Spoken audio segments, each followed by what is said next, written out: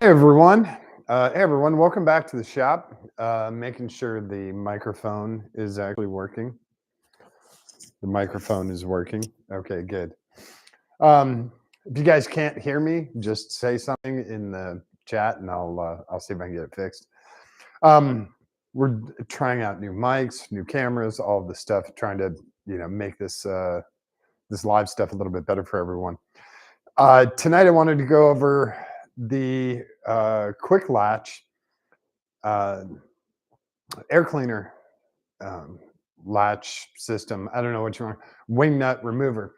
Now, in most air cleaners for vintage cars, we'll say vintage cars, pre 2000 cars, you would have an air cleaner disc and you would have a wing nut that holds the cover on it. You'd have an air filter sandwiched in between two pieces, and that was the standard. If you wanted extra horsepower, you'd flip the top cover over. That was the thing back in the day. Anyway, this is for sort of more vintage stuff. This isn't for super modern stuff that uses, uh, throttle body, even though this is technically a throttle body. This is more for carburetors, and it's not for, um, you know, stacks or anything like that. This is for sort of old school stuff. And because the limo's in 1980, it's technically old school. It is the second oldest car I own. Yeah. First being the Monza. The Monza's 77. This is 1980. So I'm going to show you guys how to put this thing in. I thought it was pretty cool. I looked at it online, and it was one of those original things. I haven't seen it before. And I'm glad somebody came up with it because it really helps when you're doing engine diagnosis and trying to tune engine stuff. To get that air cleaner off is always, doing that wing nut always takes some time. And this is just a push button. So I'll show you guys how it worked. You'll also get to see my quick fix that I did late last night, early this morning. Since I don't have the other lower portion, I had to modify the current one. You guys remember how it had that cutout in there from the previous owner? Well, we had to fix that. So I'll show you how the Quik-Latch works, and I'm going to show you one of actually the only upgrade I did to it, and the one suggestion that I'm actually going to email the manufacturer and see if maybe they have a suggestion. Maybe they add it to the kit. The one thing that didn't come with the kit was instructions, which I thought it is very basic, but it would be nice to have just sort of a simple thing. Tools necessary, um, maybe approximate time, although it should take like 5 minutes to put it in. And then maybe some tricks on how to measure stuff just to make sure you get it right. Don't cut it too short. Don't leave it too long, that sort of thing. So I am going to do some muting on this when I'm cutting the all thread. It used to be all thread. It's not all thread anymore. I'll show you what all thread is. So this is the normal wing nut stack that comes with a carburetor, and this is called all thread because all of it is threaded, and you can get this in 8-foot lengths if you really want. And all thread is handy because you sort of put this in, and then this is your locking screw that locks it down to whatever it is. So all thread is handy for certain things. If you're trying to get infinite adjustment on something, pulling back and forth, all thread's really great. But for this, they changed it up, and they have thread at the bottom, but they have their special ball end here that goes into their special catch, and it locks it in place. And then to release it, you press the button and it pushes it back out. So it's a very cool thing, and it's very quick, and it's nice and handy, especially if you're trying to leave too. If you're done with everything, you just press and now you're locked. You don't have to thread that wing nut all the way back down. So it's good for coming off and going back on. Who's here? Oh, hey, Liz. So we'll pull this off for now. And this is what, a 13, 14-inch air cleaner? I think it's a 14-inch. This is the one that came with the engine. Obviously, it's from Blueprint. It has their stamp on it. And this is the lower part. And as you can see, I modified it last night. It was very quick and very dirty. If you guys remember, it had a little chunk cut out of it. Well, we got some super heavy duty hot glue in here, and we have part of a Rockstar can. So this part went on first, and then it was filled in on this side with hot glue. And the reason I did that is I don't really want metal chunks possibly getting ingested in the engine. But if some chunks of hot glue get ingested in the engine, I don't really care. They're going to go right through. They're not going to cause any damage. And again, this is totally temporary. This is until I can get the other lower section down here, because I have about 3 of these. This is the one that came down with the car. I didn't bring any of the other ones down. So again, totally temporary, but it's going to work great. It's going to be airtight, and we're going to be in good shape. The other thing that I got, and I knew I had this, I just couldn't remember. Let me just put this in a safe spot here. I knew I had this, I just couldn't remember where it was. Remember, I was having clearance issues with the throttle here. So let's grab a light too, so you guys can see what the hell is going on here. All right, there we go. So we were having clearance issues with the throttle here. The bottom of the air cleaner filter was bumping into the throttle cable. And it's just naturally that high. I had spacers. This is a 1/2-inch spacer from Jags. Jags, you got to say it right. And I also have a 3/4 inch, and then I have a 1.5 inch. So glad I remembered that I had this. And this just goes right on top of the carb. Air cleaner goes on there. It is literally a 1/2-inch spacer. And now this guy clears without any issue. So you need to remember that spacer in there when you're trimming this guy down.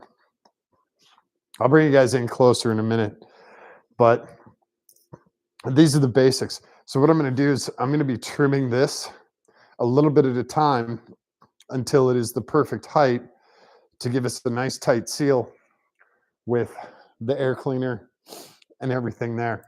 We don't want it too tight, and we don't want to run out of thread, because this isn't something that I can just go get some all thread and cut up and make it a little bit, make the new one a little longer. This is machined very specific for this. I would have to order a new one of these, which I don't really want to do because it'll come with a package, and these are like 35 bucks. So we're going to try and get it right the first or second time. The good part is just cut a little bit at a time, and it's only 1/4 It's not a very fancy thread at all. It's a very simple, very common thread. And it came with a standard nut, but I'm using the Keps nut, the flange nut. It's called a Keps nut because I don't know if you guys can see it. See the serrated edges on the face of the nut? That's part of a Keps nut. The serrations help dig in and keep it in place. We don't really want to blue Loctite this. We can if we want to, but we don't really want to do that right now. So what we do want to do is I'm going to show you on this what I did to make this just slightly, just a touch better. And I had to use parts that were available locally.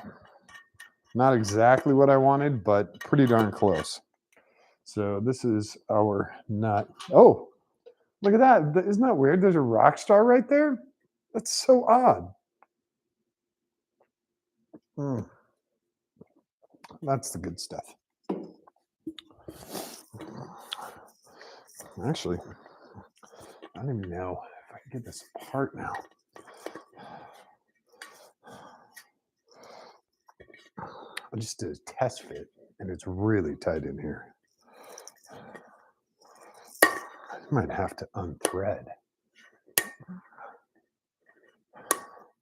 But it's good to have a nice tight fit. Can you hear that? It's just popping past the threads.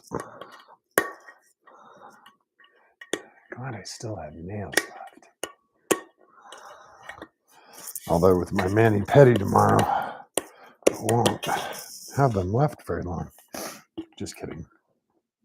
By the way, if you have really nice hands and you don't want them torn up like these, I don't know if you can see that, all the cuts and stuff, don't get into cars. It'll tear up your hands. That's part of the deal. So you guys remember last night I drilled this really quick. It's a 3/4 inch hole.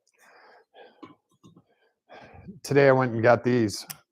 Let me just throw that over there. These are flat washers. These are nylon flat washers from Home Depot. And I'll show you the part number because I still have the bag over here. They come in a pack of 2 and they're labeled 1/2 inch. That's the bag. And they're stupid cheap. And they come as a pair. I did also get some rubber ones just in case I decided to go with rubber. And these are 3/8, 1 1/4 OD. So we wanted 1 1/4 outside diameter. And God, this thing is on there really tight. So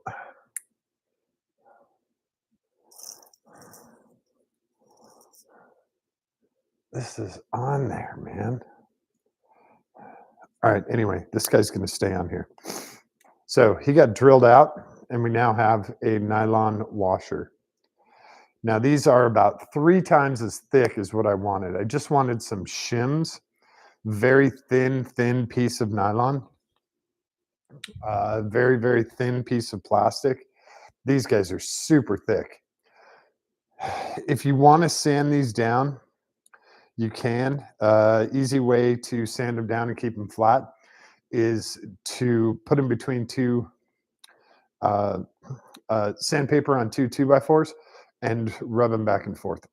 And that'll sand them down and hopefully keep them evenly flat. These I'm going to use for now. All it's going to do is make it a little bit taller. It's not going to make it a little bit shorter. So since it's going to make the stud taller, I'll have room to work with. So one of the days down the road, I'll find some thinner shims with a 3/4 center. These I had to drill out, and I'll show you how I drilled them out. And don't ever do this because it's a bad idea. I'll just show you the setup. Once again, don't do this. Find an actual vise. So I used my hand, actually with the glove on, as the vise, and I brought it down and held it in my hand like this with the Christmas tree bit as I pushed this way and slowly until it cleared. And that was the end of it. And then pulled it off, sanded the inside a little bit, but it was still really super tight. So don't ever do that. Put these guys in a vise and, oh, I'm about to break the rest of this nail off. Hang on. All right. Hold on a second. We got to do some personal grooming here. Thankfully, we have tools in the shop. I'll do this off camera so it's not gross for you guys. There we go. Goodbye, fingernail. So don't do that. Put these in a vise. Clamp them in a vise like that. Drill them accordingly. If you want to, put them in a vise like this. Drill them accordingly. However you want to do it. Don't hold it in your hand. Now that's a Christmas tree bit. So even if I did grab my glove or my finger or whatever, it's not going to do incredible amount of damage. But don't do it like I did. Put it in an actual vise. I didn't have a vise today, so. And again, I'm going to, just for grins, I want to measure these to see how thick they are. I did not do that earlier. 0, These are 1.7 millimeters, which is 0.06, 0.067, so 0.07, 0.06. The other thing, they say they're flat, but they're actually not. They have just the molding process has them not perfectly flat. So these are 0.67, 0.62, 0.63. So these are 0.06. I wish these were half, maybe a little less than half. A 16th of an inch is what they're calling it. So 161. I wish they were half a mil. That would be really, really nice. But this is what we've got. This will work fine for what we're trying to do. Because what we're trying to do is we're trying to keep dissimilar metals apart from each other. When you have similar metals or dissimilar metals like brass and steel and aluminum and steel and iron and steel and all of that, there is a natural chemical reaction between those and nothing good comes from it. It's usually corrosion. It's usually going to involve some kind of failure. One of the parts is going to fail. One of the parts is going to get weaker. You'll get galling. You'll get a whole bunch of other stuff. So this is chrome plated tin. So we have a chrome plating on here, and we're about to put a machined aluminum part on here. What's going to happen is we're going to get a chemical interaction between the aluminum and the chrome plating, and it's going to corrode. It's actually going to peel this chrome apart. Aluminum's incredibly resilient. It'll jack up the chrome before it jacks up the aluminum. So what we're trying to do is we're trying to give it some time, and this little nylon spacer puts a little bit of distance between that chrome and that aluminum, prevents that galling from happening. We're doing it not only on the outside, but also on the inside. Now, there's a cool part about the one on the inside. So I am struggling today. Look at that. And this thing is really light too, which is cool. He didn't get too jacked up. So this is our inside one. And I mean, he's hard to press on there. Okay. So he's on there. We have our shim in here, which is very hard to see. We have our shim on this side. I'm calling it a shim, even though everyone wants to call it a washer. Again, we have an aluminum nut here, and I am going to throw some Loctite on here. Actually, we're here. A little blue Loctite. This is the Permatex thread locker. And again, it does not take much.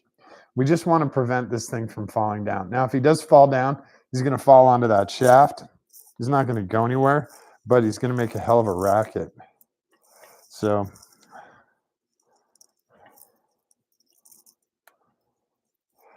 and it's always that weirdo noise that you're like, what the hell is that? What the hell is that? And it's driving you crazy. Then you look and you see this nut like on that. So we just have some blue Loctite on there.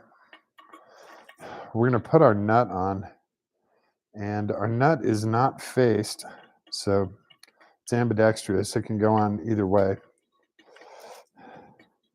And the other nice part is this is not indexed at all, so it doesn't really matter if it spins around or not. Now, because I have OCD so bad, you can see the two little pinholes there where they install the spring. I'm going to mount that vertically in line with the car.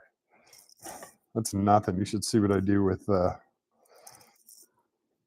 center caps on wheels. I line the center caps up with the valve stems. Is that weird? So here's a slight added bonus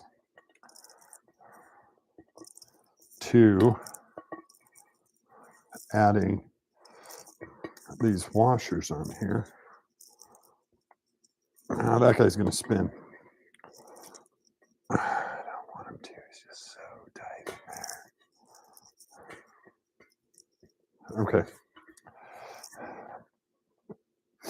So as you can see, the washer is slightly larger than the nut. Now here's the cool part.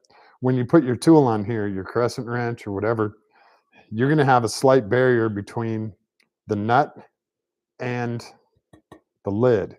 So if your tool when your tool slips and digs into this, it's not going to hurt it as long as you stay on that nylon. Also, as you turn it around, you're not going to carve up the inside of this, which also leads to more corrosion and stuff because this is also plated. So it's kind of a good little protector. Accidentally, I wasn't planning on that. So I'm going to grab a little mini crescent here, and I thought I had. Oh yeah. Well, I have a really nice crescent.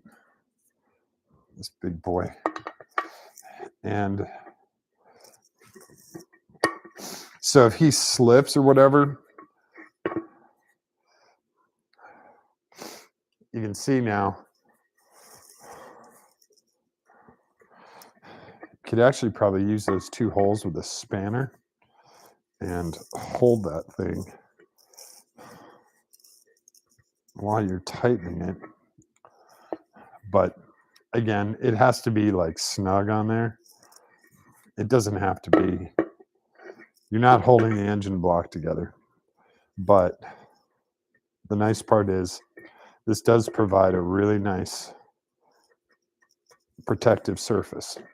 So we have our cap installed, and we also have it Loctited, so it's not going to go anywhere. It's on there damn tight. I mean, I can't move it by hand anymore. I should actually line these guys back up, right?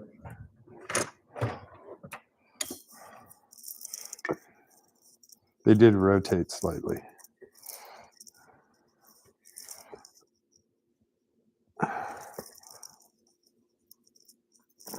There we go.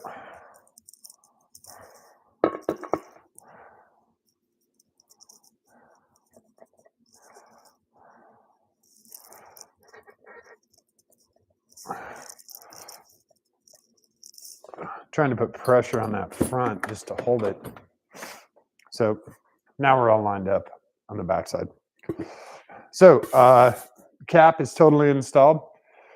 We can put our bottom back on.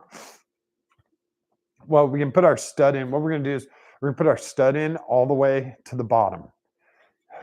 We'll put our bottom back on, then our air filter, and then our top, and that'll tell us how far off we are, and then we'll cut the stud. So I'm going to put the bottom back on, then I'm going to bring you guys in closer. And since this little patch isn't something I really want to advertise, I'm going to put it towards the back. Also, if you do have the spacer, make sure you're seated correctly in the spacer. It'll have a lip on it. All right, I'm going to bring you guys in a little bit closer here.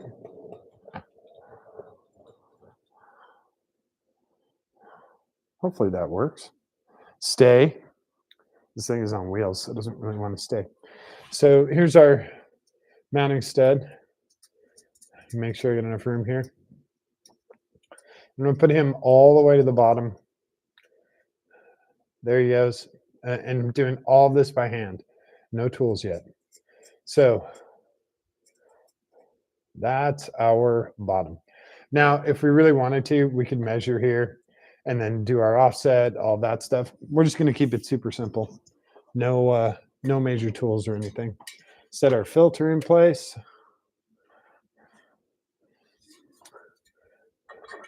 Set our lid, and he locks down. Now, the trick is to try and keep him level.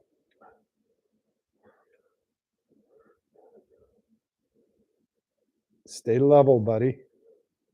I just need it a little bit level. So we're going to take about 3/4 of an inch off. And again, we'll do this in little sections so that we know, if we go too far, then it won't thread in at all. But we want to have as much thread in the carb as possible. I know this is a EFI system. I'm just going to call it a carb. So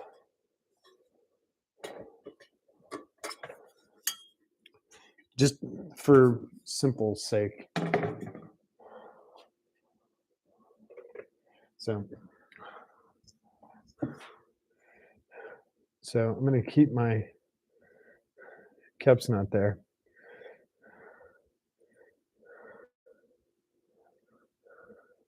Actually, it doesn't really matter if I have it there. It's not really our form of measurement.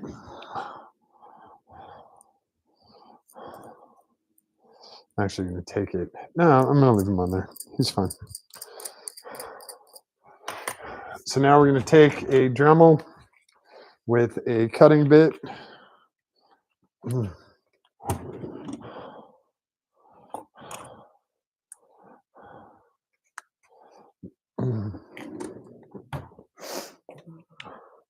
So we've got a Dremel with a cutting bit, and I'm going to mute you guys while I cut this. Where'd he go? Come here. So I'm going to mute you guys while I cut this. About 3/4 of an inch off of that. Need gloves. Definitely need hearing.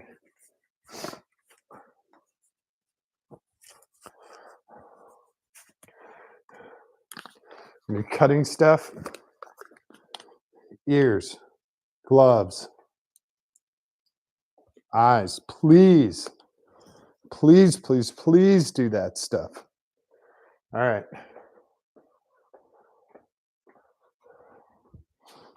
I'm going to use one of my 4x4s. Whoops. To hold this guy. All right. I'm going to mute you guys. I'll be right back.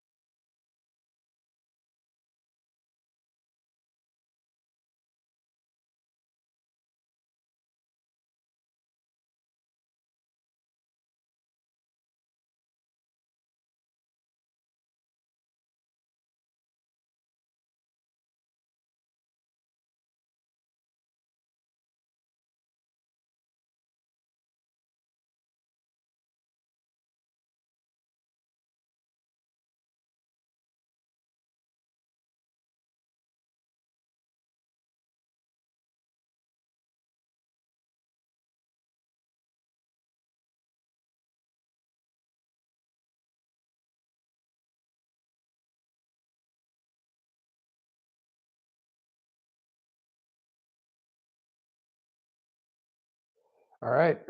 We're back. Nice. This is actually a pretty clean cut, but he's going to be warm. So I'm going to put the gloves back on.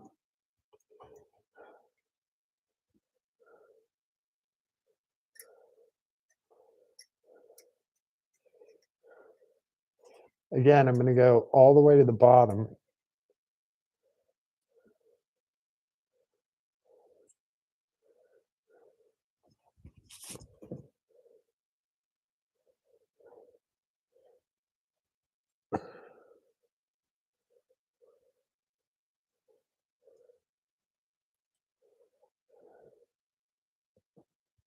This thing is cleaning out some threads as it goes down.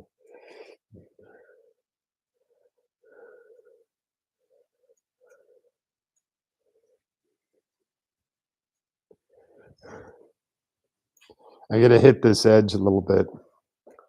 It's pretty clean, but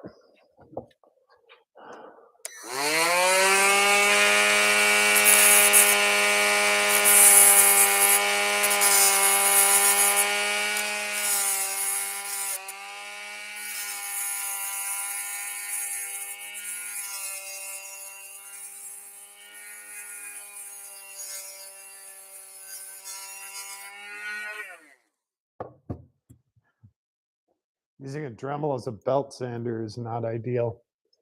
But I don't have a belt sander here, so that's a little bit better.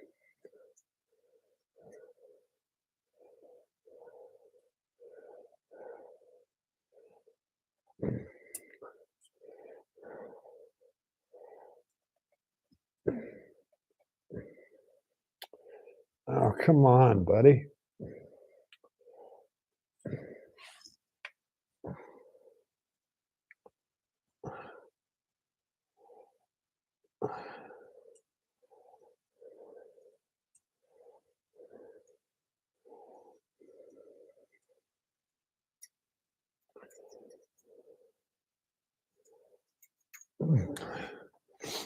Let's see if he likes a file better. He probably does.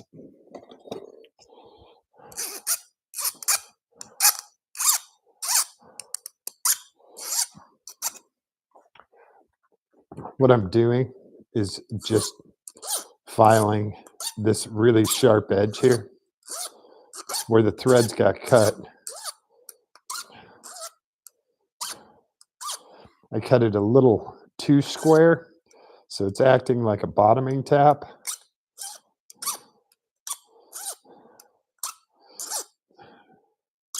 So we're going to dull these up a little bit.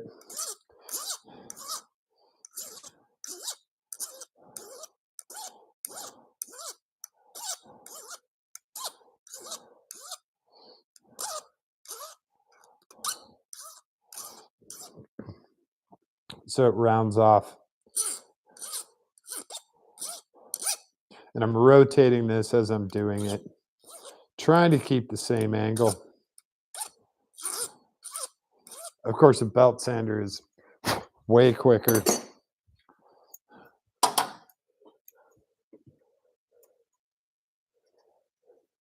But yeah, now he threads in much, much, much easier.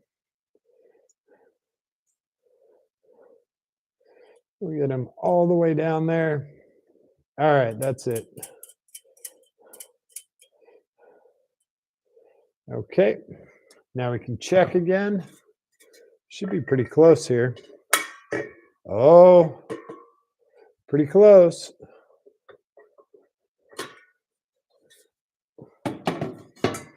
So do another small cut.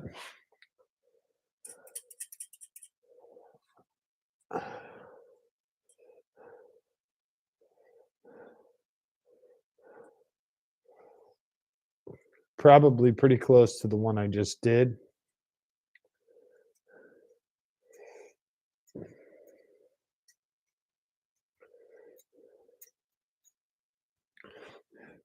So I'm going to take another probably ½ inch off here, maybe a little bit more, 5/8 of an inch.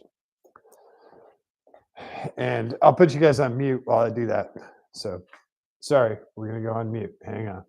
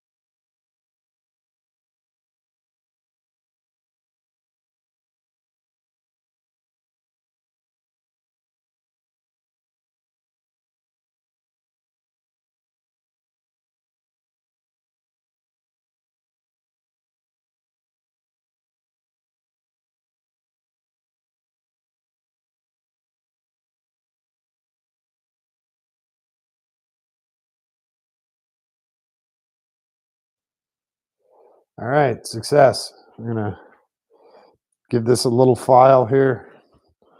This one hopefully is a little bit cleaner than the last one. I don't want to get good at this, but I am accidentally getting good at this.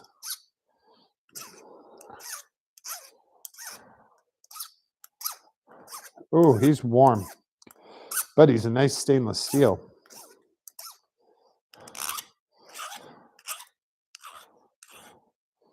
Even though we'll never see the bottom, I'll try and make the bottom look halfway decent too.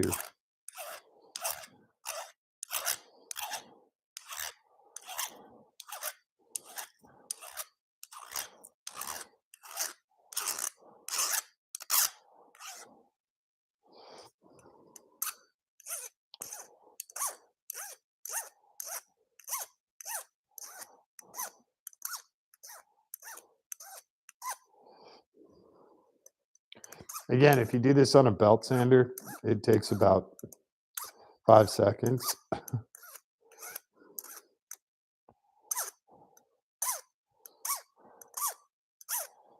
You got a runaway thread there.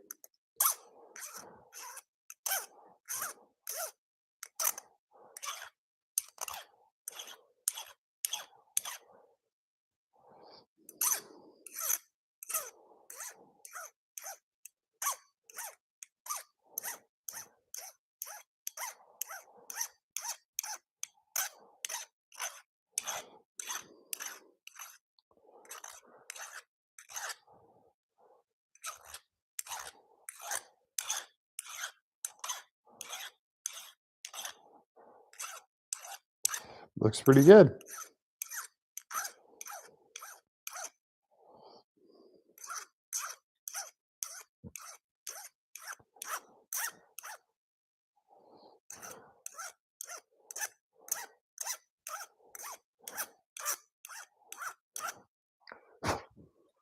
Okay.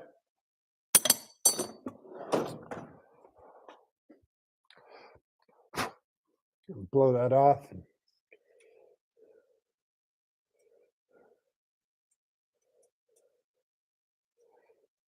Make sure there's no little dust or stuff on there because that will always cause problems.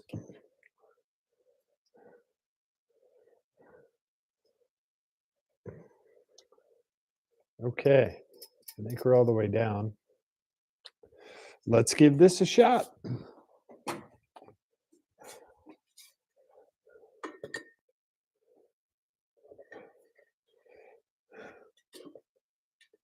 Now, here's the cool part.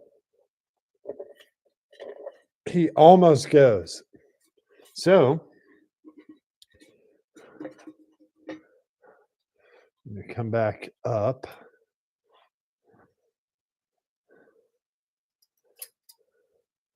Knock him down. Oh, he's so close. I can feel it in there.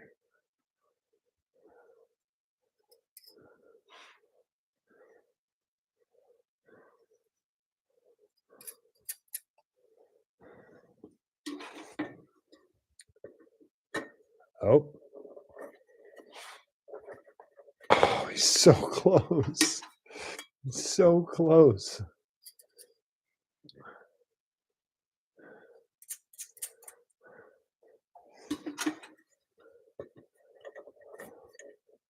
Now, I really want this to be one-handable. So,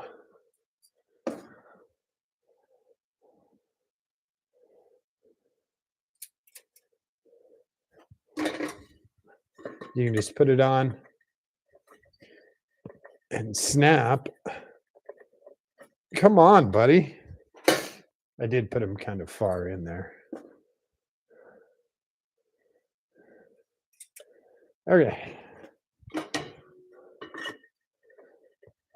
There we go. Now, push the button. Oh.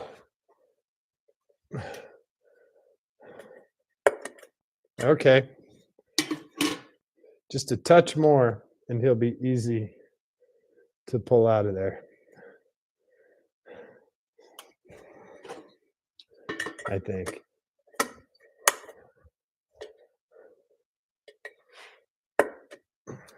He's in there pretty solid.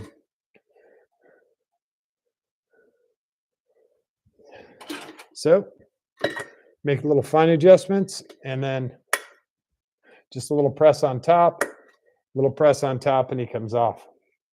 We have a winner. So that's it. I'm going to give that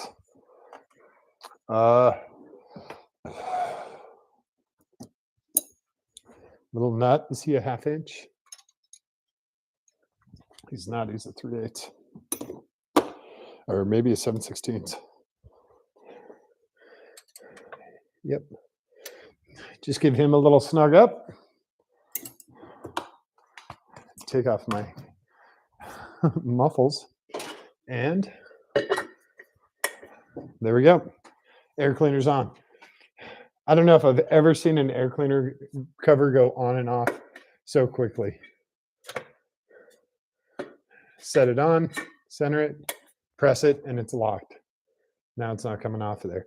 You also have a nice tight seal between the cap, the air filter, the bottom, the spacer, and the carb. So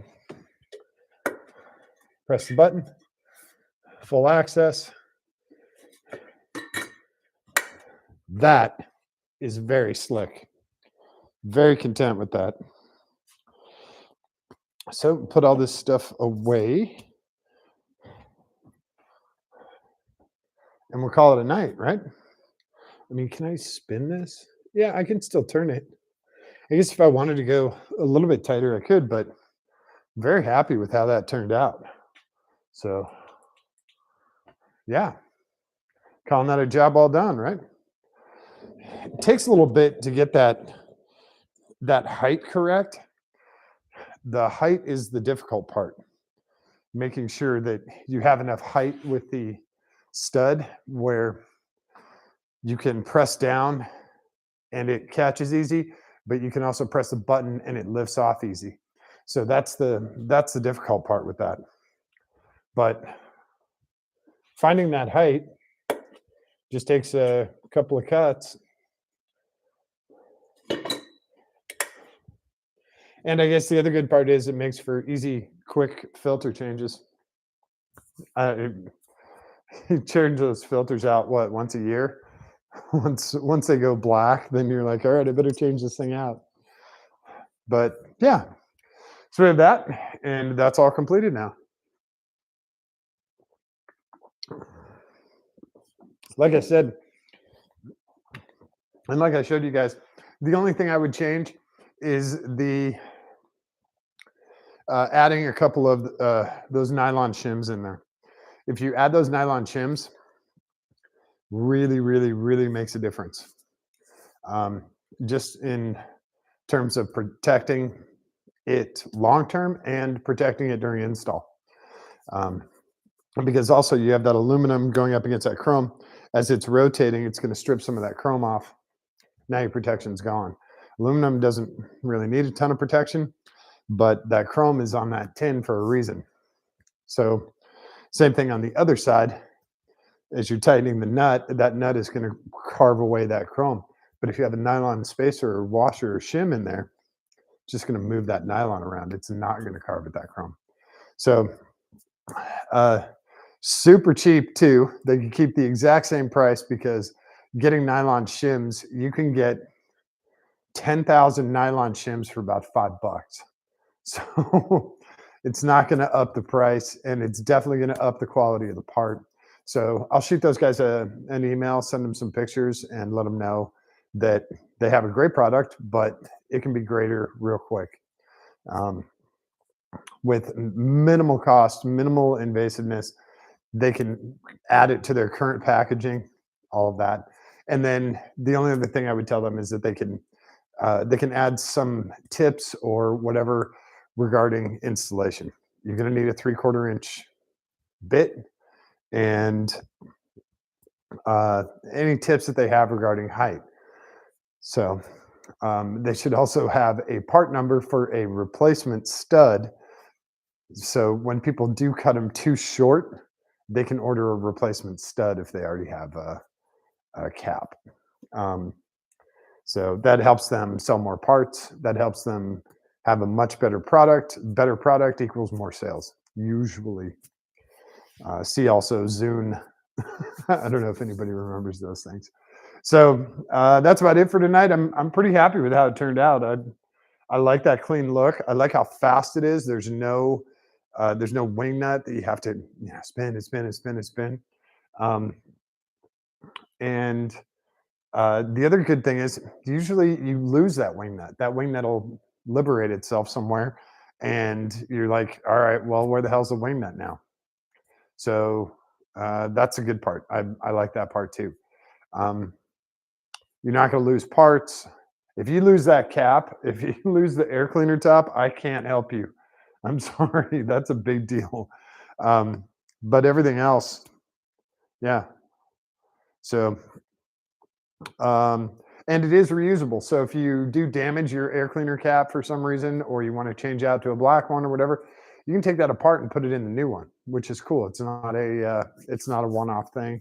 It's not a disposable part. It's not a consumable. So um, that would be my other suggestion to them is to offer. They offer polished and brushed right now, and I accidentally got brushed. I don't mind it though; it looks fine on there.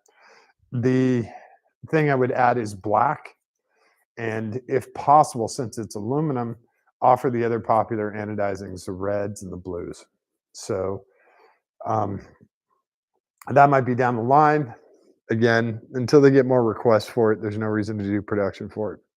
But for production today, I would highly recommend those two shims, the nylon shims. They can be Delron, they can be nylon, they can be whatever they want. Just don't have a metal. They have to be synthetic. So that's it. Hopefully, you guys like this. And I got to say, hey to all the new subscribers. You guys are awesome. I see this every day. The number keeps growing, and I keep getting emails saying, hey, XYZ, subscribe to your channel. That's so cool. I'm glad you guys like this stuff. I'm glad you guys like the cars. I'm glad you're having fun with it. That's pretty cool. I've gotten a few questions from folks. I've gotten a lot of compliments from people, which is really nice.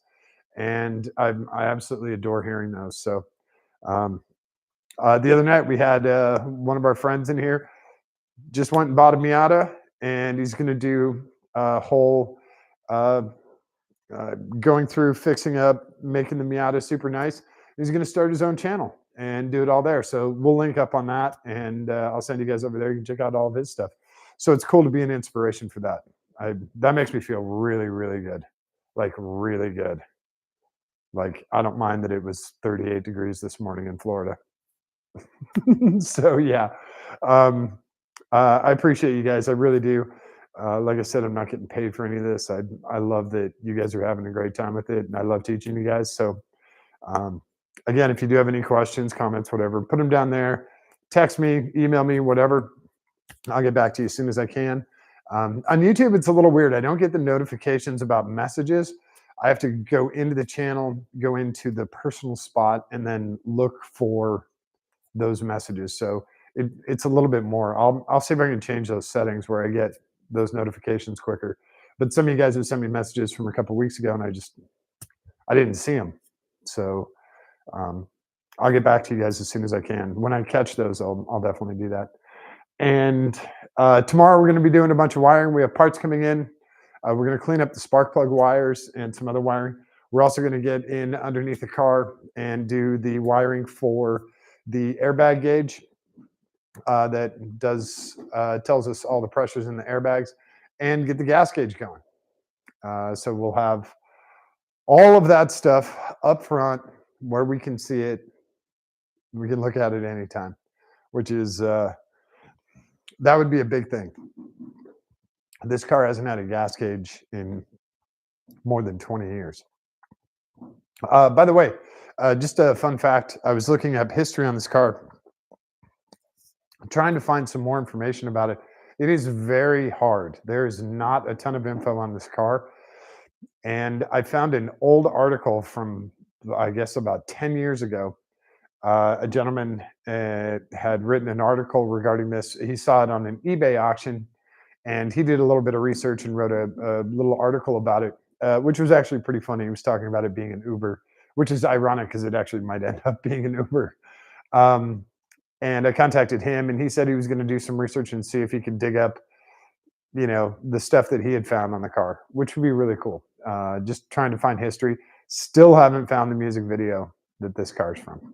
And I've had a bunch of friends look and hardcore rap guys, and it's somewhere out there, somewhere. I promise. So when we find it, we'll do some more updates. But yeah, tomorrow we'll do some wiring cleanup under the hood and some wiring cleanup under the hot tub deck, and hopefully you guys will you'll have fun with that. Um, it's not like super exciting. We're not doing burnouts in the Walmart parking lot, but this is all stuff to make the car more reliable, run better, look cleaner, that sort of thing. And um, so in the end, it'll all come together. It will be cool when it does huge burnouts because we did all of this other stuff. Because I added 2 nylon washers to the air cleaner cap. So all those little parts make one big part, and that's where it gets fun. So I'm glad you guys are along for the ride, and I'm glad you guys are enjoying it. If there is something you guys want to see in here in the shop, let me know. Uh, I've got a bunch of friends, met a whole bunch of local people, and we've got a bunch of different cars. We've got Civics, we've got VWs, we've got old school Trans Ams, a lot of cool stuff that can come over here and we can go through the car. So if there's something you guys want to see, hit me up. I'll send them a note, see if they can cruise over one night. Last night, my buddy Jackson and his girlfriend Madison, they stopped by for a little while. He helped me with the door. By the way, you want a sneak peek here? This is fun. Oh my God, it's so heavy. This is the door card from the driver's side. I have it out right now.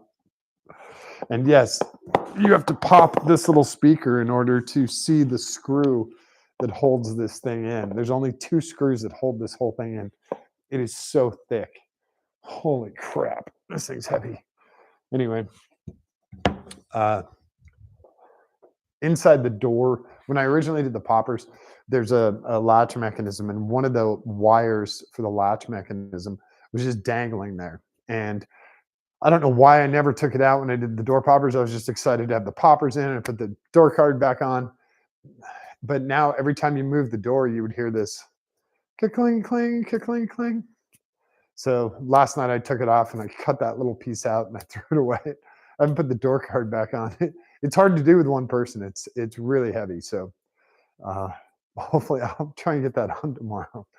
I got to do a bunch of clean out inside the bottom of the door. Apparently the window got broken and no one ever vacuumed out the glass. I never noticed it before because, like I said, I was just doing the door popper. So we get a bunch of, we'll save a few pounds by vacuuming out that old broken glass and dead bugs and stuff.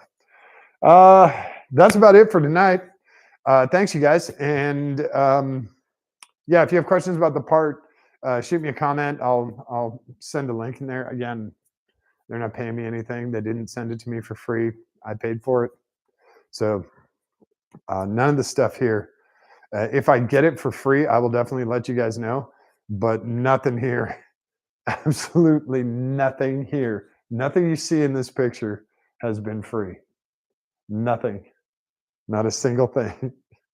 Not the radiator, not the Viper, not the toolbox, nothing. So when that day comes, I will definitely let you guys know. And especially not the Rockstar. So still waiting on you, Rockstar. You guys know where I'm at. Thanks everyone for hanging out tonight again. I really appreciate it. And we'll cruise back here tomorrow night. It'll be warmer. Hopefully, I don't know why it's so damn cold in Florida, but hopefully it'll be warmer and we'll get a bunch of wiring done and get the stuff cleaned up so it's more reliable. So don't forget to show someone that you love them. Give them a kiss on the cheek, give them a kiss on the tip of their nose, hold their hand, give it a squeeze. It's really important for them, but it is far more important for you. All right. Thanks, everyone. We will catch you tomorrow. All right. Have a great night. Yeah, getting stuff for free. Wouldn't that be nice?